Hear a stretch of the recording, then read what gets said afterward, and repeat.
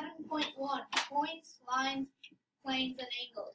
I can classify and name figures. Cool. Are you guys think you're like much better now at naming and classifying shapes and angles and figures and lines and rays and points and all that? Yeah. Okay, cool. All right, now I'm going to tell you right now, the vocab is vital. I'm not going to go through all the vocab with you because I don't want to. But I'm going to point out that we have some symbols that we learned. What's that mean there that I just circled in green? Point. What does this mean? Line. Segment. Ray. You're there's really no symbol for plane, but how many points? If you're going to name a plane, how many points must you use if you're going to use points? 3. Complementary angles add up to what? 90 degrees. Okay, be careful. Is a 90-degree angle a complementary angle?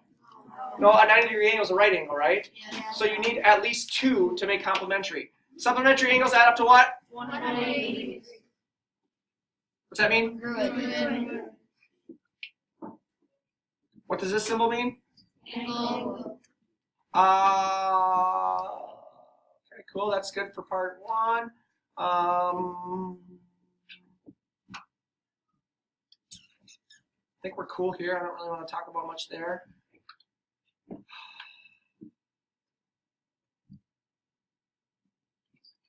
Name a straight angle. Someone name a straight angle for me on that figure number 12. Hayden? QRU. Could you also call it URQ? Yep. What does this mean? What does an M before the angle symbol mean? Measure. A pair of complementary angles. We're good to go there. You guys remember how to solve for x? Yeah. Okay, we know 47 and we know 90, so we just subtract those two. Cool. Vertical angles are always what? Vertical angles are always, so vertical angles are always congruent. Is vertical angles an explanation? Yeah. It is totally an explanation. Supplementaries add up to 180. Cool.